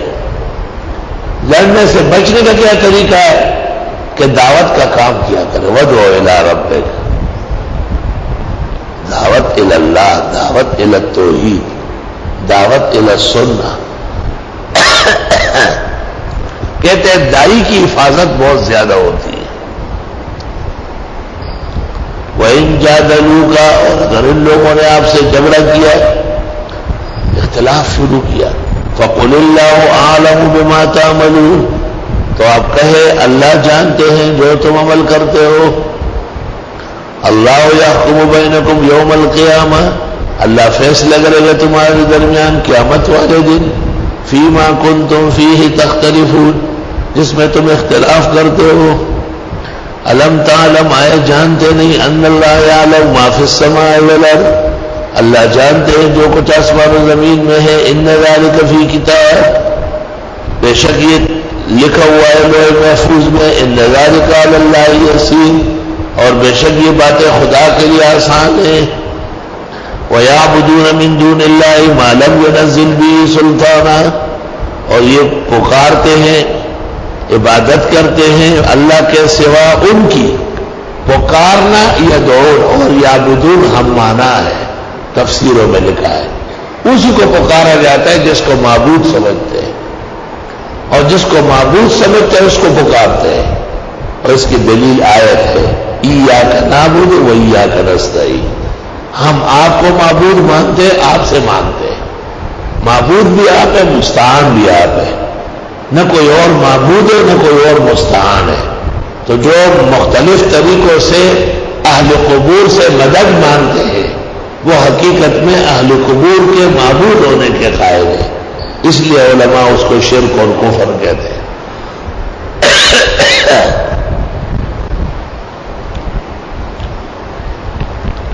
اور یہ عبادت کرتے اللہ کے سوا ایسوں کی کہ اتاری نہیں اللہ نے اس بارے میں کوئی دلیل، اور نہ ان کو اس کا کوئی علم ہے۔ وَمَا لِلظَّالِمِينَ مِن نَصِيرٍ، اور نہیں ہے ظالموں کے مددگار۔ وَإِذَا تُتْلَىٰ عَلَيْهِمْ آيَاتُنَا بَيِّنَاتٍ، اور جب پڑھی جاتی ہے ان پر آیت واضح، تَعْرِفُ فِي وُجُوهِ الَّذِينَ كَفَرُوا الْمُنكَرَ، پہچان لیں گے چہروں میں ان لوگوں کے جو کافر ہے، انکار۔ آپ جب دین پیش کرتے نا، توحید، سنت، اللہ سے مانگنا، صرف نبی کے طریقے میں کامیابی ہونا، تو ان کے چہروں کو دیکھو، اس سے لگتا ہے کہ مان بھی رہا ہے، کہہ تو سکتے نہیں۔ یکادون یسطون، ہو سکے تو حملہ کرے، بالذین، ان لوگوں پر، یتلون علیہم آیاتنا، جو پڑھتے ہیں ان پر ہماری آیتیں۔ قل افأنبئکم بشر من ذلکم، آپ فرمائیے کیا بتا دوں تم کو بدترین تمہارے اس سے؟ یہ تو خیر کا کام ہے، آیتیں پڑھنا اور عقائد توحید بتانا۔ تم کو ایک ایسی چیز بتاتا ہوں جو واقعی تمہارے لیے تباہی ہے، اور وہ ہے النار۔ اس توحید کو نہ جاننا اور اتباع سنت کو نہ ماننا اور شرک اور بدعت سے پیچھے نہ ہٹنا، وہ تمہاری وہ بدترین عاقبت ہے، النار۔ وعدہ اللہ الذین کفروا، وعدہ کیا اس کا اللہ نے کافروں سے، وبئس المصیر، اور ناکارہ باز گشتے۔ سورت کا خلاصہ، یا ایھا الناس، اے لوگوں، ضرب مثل، بیان ہو رہی ہے ایک مثال۔ ہمیشہ عالم کی عقل، متکلم کی قوت گویائی، وہ امثلہ سے واضح ہوتی ہے، امثلہ سے۔ علماء کہتے ہیں المسألۃ بلا مثال کالفرس بلا لجام، مسئلہ بیان کرتا ہے، مثال نہیں جانتا، جیسے گھوڑا رکھا ہوا ہے، لگام نہیں ڈالا ہے اس کو۔ المسألۃ بلا مثال کالفرس بلا لجام، اے لوگوں، بیان ہو رہی ہے ایک مثال، فاستمعوا لہ، کان کھول کے سنو اسے۔ ان الذین تدعون من دون اللہ، بے شک جن کو پکارتے ہو تم اللہ کے سوا، لن یخلقوا ذبابا، ہرگز نہیں پیدا کر سکتے ہیں ایک مکھی، ذباب مکھی۔ ولو اجتمعوا لہ، اگر یہ سارے اکٹھے ہو جائے، وہی یسلبہم الذباب شیئا، اور اگر چھین لیں ان سے مکی کوئی چیز، قبر پر چڑھاوا ڈالا ہوا ہے، جلیبی رکھی ہوئی ہے، یہ قبر پرست جو ہے یہ قبروں کو بالکل مورتیوں کی طرح مانتے ہیں۔ اگر قبر پر رکھی ہوئی کوئی چیز مکھی چرا لے، اٹھا لے، لا یستنقذوہ منہ، یہ نہیں چھڑا سکتے اس سے۔ ضعف الطالب والمطلوب، بہت کمزور ہے مانگنے والا اور جس سے مانگا جاتا ہے۔ مانگنے والا مشرک اور جس سے مانگا جاتا ہے وہ ان کا شریک، ان کا وہ دربار، درگاہ، اس تصور میں کہ وہ لینے دینے والا ہے، کمزور ہے وہ، اس تصور میں کہ وہ بغیر اسباب کے مدد کر سکتا ہے۔ ضعف المطلوب،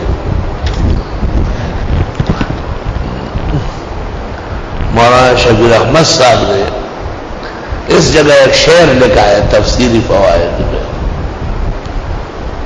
کہ ان کی تو ساری زندگی ان سے تعلق ہے. یہ تو فخر کرتے ہیں کہ ہم قبروں کے ماننے والے ہیں, ہم درگاہوں سے ماننے والے ہیں. وہی پفیٹ ٹیمو دا بجئی سا, لعنت سے بجی کا کچھ بگڑتا ہی نہیں. وہی پفیٹ ٹیمو دا بجئی سا. تو مولانا نے ایک شعر لکھا ہے, بڑا قیمتی شعر. آج میری طبیعت صحیح نہیں, بس یہی صورت پوری کرتا ہوں, آگے نہیں پڑھا سکتا. شعر یہ لکھا ہے کہ قیامت کے میدان میں بھی اس خیال میں ہوں گے کہ شاید پرانی پیر اور حسین اور علی اور فلاں داتا اور فلاں معین الدین اور ہمیں چھوڑائیں گے. وہ تو اللہ کے نیک بندے تھے, مقدس انسان تھے, موحدین کی زبردست جماعت تھی. وہ خود ان سے بہت ناراض ہے کہ ہمارا دامن کیوں آلودہ کر رہا ہے. مولانا نے شعر لکھا ہے, یار ارمان مہر کی تجھ سے توقع تھی ستمگر نکلا. اے میرا بے وفا گلا, ذرا سا تھوڑا سا پانی وانی پیو, اور کل رات سے گڑبڑ شڑبڑ شروع. مہر کی تجھ سے توقع تھی ستمگر نکلا, اور موم سمجھا تھا تیرے دل کو سو پتھر نکلا. ما قدر اللہ حق قدری, قدر نہیں کی انہوں نے اللہ کی جیسے حق ہے تو اس کی قدر کرنے کا, انہیں اس کی توحید ماننے کا. ان اللہ لقوی عزیز, بے شک اللہ قوت والے اور زور والے ہیں. عزیز کا معنی بدلہ لینے والا. ناکارہ لوگوں کو ایک سزا دینی ہے, طاقت چاہیے تو قوی, اور پھر یہ شان بھی موجود ہے عزیز, بدلہ لینے کا پورا نظام صلاحیت ہے. اللہ یصطفی من الملائکۃ رسلا ومن الناس, اللہ چنتا ہے فرشتوں میں سے, قاصد اور انسانوں میں سے. کہتے ہیں رسول بشری بھی ہے اور رسول ملکی بھی ہے. حضرت محمد صلی اللہ علیہ وسلم رسول بشری ہے اور جبریل رسول ملکی ہے. رسالت اس اعتبار سے عام ہے, اور نبی صرف انسان ہے, کسی فرشتے پر نبی کا اطلاق نہیں ہوا. اس آیت پر مرزائیوں کی طرف سے لے دے بھی ہے. حضرت مولانا مفتی شفیع نے ختم نبوت کامل میں بہترین جوابات دیے. حضرت مولانا کی اچھی کتابوں میں سے ایک کتاب ختم نبوت کامل ہے. اس پر ہمارے علماء مستقل ان کی عبارتوں پر مناظرے کرتے ہیں. مفتی شفیع صاحب خاص شاگرد مولانا انور شاہ کے, اور اس مسئلے میں بھی اپنے شیخ کے ادب کا اور علم کا حق ادا کیا ہے. حضرت مولانا انور شاہ صاحب رحمۃ اللہ علیہ دور حدیث کے طلباء کو جو بخاری پڑھا لیتے تھے, اور دعا ہوتی تو حضرت وصیت کرتے کہ اگر قیامت کے دن نبی آخر الزمان کی شفاعت چاہیے تو آپ کے ناموس رسالت کو جھوٹے دعوے داروں سے بچائیے,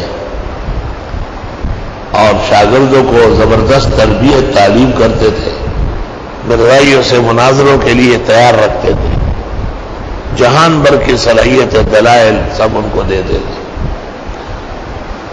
آپ کے شاگرد اپنی جگہ ایک انور شاہ کی کائنات تھی, خواہ وہ مولانا بدر عالم ہو یا مفتی عبد القدیر ہو یا مولانا عزیز الرحمان یا استاد محترم حضرت مولانا یوسف بنوری یا حضرت مولانا لطف اللہ یا مولانا ادریس میرٹی یا مولانا ادریس کاندیلوی یا مولانا مفتی محمد شفیع. اپنی جگہ آفتاب و ماہتاب ہے, ہر ایک ایک کائنات ہے.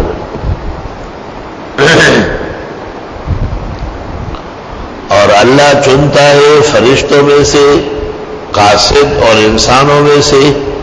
ان اللہ سمیع بصیر, بے شک اللہ سننے اور دیکھنے والا ہے. یعلم ما بین ایدیہم وما خلفہم، وہ جانتے ہیں جو ان کے آگے اور ان کے پیچھے، یعنی گئے ہوئے لوگ اور آنے والے. یا حسنات ما بین ایدیہم ہے اور سیئات وما خلفہم ہے. وإلی اللہ ترجع الامور، اور اللہ کی طرف پسپا کیے جاتے ہیں سارے کام، یعنی تمام کاموں کا نتیجہ اللہ کے دست اقدس میں. یا ایھا الذین آمنوا ارکعوا واسجدوا، اے ایمان والو رکوع کرو اور سجدہ، واعبدوا ربکم، اور عبادت کرو رب کی. وفعلوا الخیر، خیر کے کام کرو، لعلکم تفلحون، تاکہ تم کامیاب ہو. درمیان میں نماز کی تاکید آئی کیونکہ نماز عقائد اور اعمال دونوں میں مشترک ہے. نماز خدائی نصرت کا باعث ہے، نماز دونوں جہانوں کی عزت اور سرخروئی کا باعث ہے. نماز نکل گئی تو اسلامی نقشہ ختم ہو جائے. اس لیے آپ 5 نمازوں کے بعد موسیٰ کے کہنے پر بھی اللہ سے کم کرانے نہیں گئے کہ ختم نہ ہو جائے. اس زمانے کے بے دین لوگ تو کہیں کہ ختم ہی ہو جاتی، لیکن بے دین کا اعتبار نہیں ہے بلکہ ایمانداروں کا اعتبار ہے. اور وہ جانتے ہیں کہ اسلام کے حیات قضائیہ یہ نماز کا مرہون منت ہے. اس نماز اور رکوع اور سجدے کا فائدہ کیا ہے؟ جہاد فی سبیل اللہ. اس ختم نبوت کا کیا فائدہ ہے؟ قیامت تک لوگوں کو دعوت دے رہا ہے، رکاوٹوں کو دور کرنے کے لیے جہاد کیا جاتا ہے. وجاہدوا فی اللہ حق جہادی، اور جہاد کرو اللہ کے دین کے لیے جیسے تقاضا ہو جہاد کا. واتبعکم، اس اللہ نے چنا ہے تمہیں. وما جعل علیکم فی الدین من حرج، اور نہیں چھوڑا ہے تم پر دین میں کوئی دقت. تمام مسائل جن میں دقت تھی ختم کیا ہے. پانی نہیں مل رہا ہے تو تیمم آ گیا. کھڑے نہیں ہو سکتے تو بیٹھ جائے، بیٹھ نہیں سکتے تو لیٹ جائے، سر کے اشارے سے پڑھے، سر کے اشارے سے پڑھے. اور جب اشارے کی نماز ہو تو فقہا کہتے ہیں کہ پھر بیٹھنا بہتر ہے. اور بیمار اور کمزور کو زمین کے بجائے کرسی پر بیٹھنا آسان ہے، اس لیے کرسی پر نماز بغیر کراہیت کے درست اور صحیح. لیکن کرسی پر نماز تب پڑھی جائے گی جب صف میں بیٹھ کر سجدہ نہ کر سکتا ہو، پھر صف میں بیٹھنے کا کوئی فائدہ نہیں. اگر صف میں بیٹھ کر سجدہ کر سکتا ہے اور یہ کرسی پر نماز پڑھے تو نماز باطل ہے، ایسی جتنی پڑھی گئی ہے، کیونکہ رکن اعظم سجدہ عمدن ترک ہوا ہے بغیر عذر کے. بعض لوگ سامنے تکیہ رکھتے ہیں یا کوئی بینچ بناتے ہیں، یہ صحیح نہیں ہے. عاد رسول اللہ صلی اللہ علیہ وسلم مریضا فرآہ یسجد علی عصاہ فرما به وقال ان لم تستطع ان تسجد علی الارض فتؤمی ایمانا وجعل سجودک اخفض من رکوعک. آپ نے وہ لکڑی اٹھا کے بیٹھی، ہمارے اشارے سے پڑھو. پھر دیکھا کہ وہ تکیہ رکھا ہوا تھا، فرما بھی اسے بھی اٹھا کے دور پٹک دیا. اتنی سختی کے باوجود ابن عابدین جیسے فقیہ کا غلط فتوے لکھنا ہو، غلط مسائل آگے بڑھانا اور اس کے گنجائش پیدا کرنا ان کی شان سے مستبد ہے. یہی وجہ ہے کہ جس جگہ اس نے یہ بحث کی اس حدیث کو نقل نہیں کیا. اور الاختیار پر جو سندھی ماڑو نے تحقیق کی ہے، 17 کتابوں کے حوالے دیے ہیں، حسن درجے کی اسانید موجود ہے جن میں پیغمبر اسلام نے بیمار کو جب وہ سجدہ زمین پر نہیں کر سکتا ہو تو تکیے پر سجدہ یا میز اور بینچ پر سجدے کو منع فرمایا ہے. اس لیے درست بات یہ ہے کہ بینچ یا میز یا سامنے تکیہ رکھنا غلط، ناجائز، اور صرف اشارہ کافی ہے۔ مسئلہ تفصیل کے ساتھ الاحسن میں شائع ہوا ہے۔ ہندوستان سے ایک اشتہار نکلا ہے کہ کرسی پر قطعاً نماز جائز نہیں۔ یہاں بھی کوئی مولانا عبدالرحمان صاحب ڈیفینس میں، اس نے بھی مجھے تحریر بھیجی، لیکن میں نے اس کو ٹیلی فون پر کہا کہ آپ کی تحریر کمزور ہے، اس قابل نہیں ہے کہ اس کو فتویٰ کہا جائے۔ اس نے بھی کہا ہے کہ یہ کرسی پہ نماز نہیں ہونا چاہیے۔ ایسے دلائل ہے، لیکن فقہاء کہتے ہیں کہ جب آدمی اتنا بیمار ہو کہ وہ صف میں یعنی نیچے بیٹھ کر سجدہ نہیں کر سکتا تو اشارہ کرے گا، اور اشارے کے لیے قیام کے بجائے قعود افضل ہے، اور قعود پر کرسی پر افضل ہے۔ کیوں؟ نیچے لڑک جائے گا، نیچے سے اٹھ نہیں سکتا، اور بیمار کرسی سے آرام سے اٹھتا بیٹھتا ہے۔ لیکن اس کا یہ مطلب نہیں جیسے بعض مسجدوں میں سارے کرسیوں کا نظام بن گیا، وہ غلط ہے، اس کو ترک کرنا چاہیے۔ جہاد کرو اللہ کے دین کے لیے، جیسے حق ہے جہاد کا۔ وَاجْتَبَاكُمْ اللہ نے تمہیں چنا، وَمَا جَعَلَ عَلَيْكُمْ فِي الدِّينِ مِنْ حَرَجٍ، نہیں چھوڑا ہے تمہارے اوپر دین میں کوئی تنگی، کوئی تنگی نہیں، آسانی۔ بھائی روزہ رکھنا فرض ہے، رمضان کا مہینہ ہے، لیکن ایسا بیمار ہے کہ اس بیماری میں روزہ رکھے تو یا مرض بڑھے یا ہلاک ہو جائے، تو فقہاء و محدثین و مفسرین کہتے ہیں یہ عذر مبیح ہے روزہ نہ رکھنے کے لیے۔ اس طرح سفر پیش آیا، سفر کی بنا دقت پر ہے، تعب اور مصیبت پر ہے۔ السفر قطعۃ من العذاب، جب سفر ہو رہا ہے اور انتظام پورا نہیں ہے تو مسافر کو قرآن نے کہا فَمَنْ كَانَ مِنْكُمْ مَرِيضًا أَوْ عَلَىٰ سَفَرٍ فَعِدَّةٌ مِّنْ أَيَّامٍ أُخَرَ، لوگ بعد میں گنتی پوری کرے۔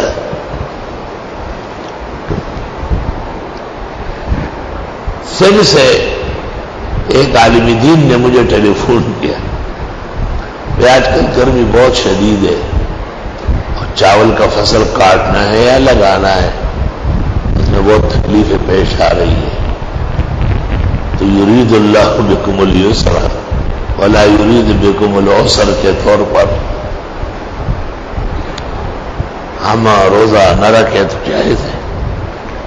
میں نے کہا پھر تو قرآن کی آیت ہوتی کہ اگر موسم اچھا ہے اور تمہارا جی چاہے تو روزہ رکھو، اور اگر موسم خراب ہے، گرمی زیادہ ہے، پھر مت رکھو۔ میں نے اسے قصہ سنایا کہ میں دور تفسیر پڑھاتا ہوں، سخت جون جولائی کا زمانہ تھا، شدید ترین گرمی برس رہی تھی، اور میں بہت پریشان ہوتا تھا پڑھاتے وقت۔ تو میری ایک بیٹی نے مجھے کہا کہ اللہ تعالیٰ آپ کو تو اجازت دے کیونکہ آپ اس کے کتاب کی تفسیر کر رہے ہیں۔ میں نے کہا کہ اللہ تعالیٰ کہتے ہیں کہ آپ تفسیر بند کر دیں اور روزہ رکھ لیں، تفسیر کی ضرورت نہیں، میں نے تفسیر فرض نہیں کی، فرض میں نے روزہ کیا ہے۔ تو میں نے اس کو کہا چاول رہنے دو اور اس کو ختم کرو، لیکن رمضان کے فرض روز قطعی یقینی ہے، اس میں گڑبڑ شڑبڑ نہ کرو، اتنا کام کرو جتنا کر سکتے ہو۔ آج میری طبیعت خراب تھی بہت، مجھے اندازہ تھا کہ آج نہیں پڑھا سکتا، لیکن میں نے کہا چلو شروع کر لوں۔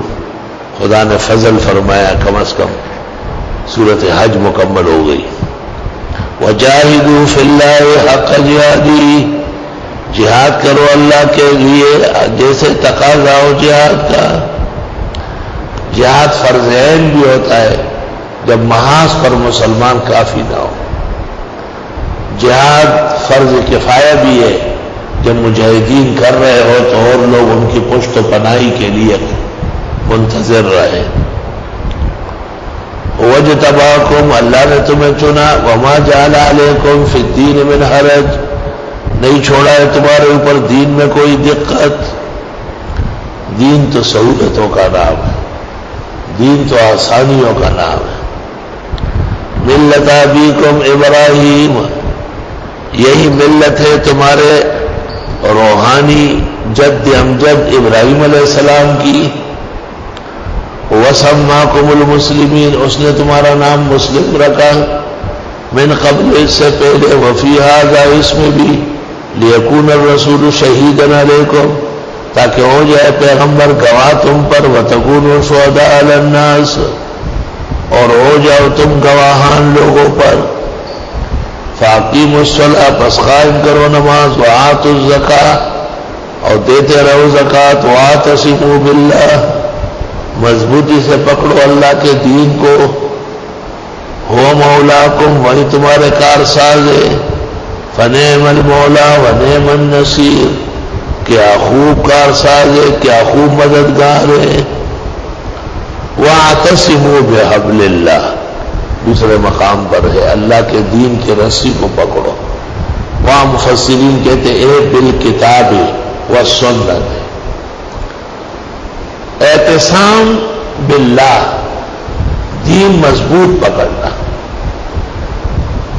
اعتصام کہتے ہیں کلائی کو, یہ ہاتھ میں مضبوط جگہ ہے. تو محاورہ ہے کہ اس کے ساتھ پکڑو, یعنی اس کی طاقت استعمال کرو. اعتصام باللہ یا اعتصام بالکتاب کے عنوان سے محدثین کے یہاں باب بھی ہے, کتاب الاعتصام بالکتاب. اور سب سے بڑی کتاب بخاری کی ہے جلد ثانی میں, اور اس کے بعد غرناطی شاطبی کی ہے کتاب الاعتصام, 2 ضخیم جلدوں میں. تمام قسم کی بدعات کا رد فرمایا. بس مضبوطی سے پکڑو اللہ کے دین کو. ابن کثیر میں ہے اعتزدوا باللہ واستعینوا بہ وتوکلوا علیہ وتأیدوا بہ. اللہ تعالیٰ کے دین کو مضبوط پکڑو, اللہ پر سہارا کرو, اللہ سے مدد مانگو, اللہ کے ذریعے طاقت حاصل کرو. واعتصموا باللہ. هو مولاکم, اے حافظکم وناصرکم. یہاں مولا کا معنی ہے حافظ, مددگار. ومظفرکم علی اعدائکم, اور دشمنوں پر وہ تمہیں فتح دینے والا ہے. فنعم المولا, بہت خوب کارساز ہے. ونعم النصیر, اور بہترین مددگار. وبهذا القدر نكتفي اليوم لأن العبد مريض وسقيم لا يستطيع أن يدرس فوق هذا, ولو شاء الله ووفقنا ورزقنا الله الشفاء والصحة والعافية لناتي به بكرة إن شاء الله أزيد من هذا. والحمد لله رب العالمين. الحمد لله رب العالمين. اللهم صل وسلم على عبدك ورسولك ونبيك ونجيك محمد أحمد وعلى آله وأصحابه وبارك وصل وسلم.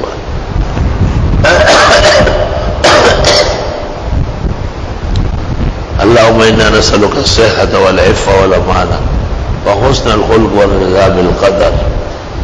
اللهم إنا نسألك الصحة والعفة والأمانة وحسن الخلق والرضا بالقدر. اللهم اشفنا, اللهم اشفنا واشف قلوبنا وأسقامنا. اللهم اشفنا واشف قلوبنا وأسقامنا يا شافي يا كافي يا عافي يا معافي. اللهم إنا نعوذ بك من جهد البلاء ودرك الشقاء وسوء القضاء وشماتة الأعداء. اللهم إنا نسألك ثواب الشاكرين ونزل المقربين ومرافقة النبيين ويقين الصديقين وإخبات المؤمنين وشفاعة النبيين, لا سيما شفاعة سيد الشافعين يوم الدين. اللهم اهدنا بالهدى ونقنا بالتقوى واغفر لنا في الآخرة والأولى. صلى الله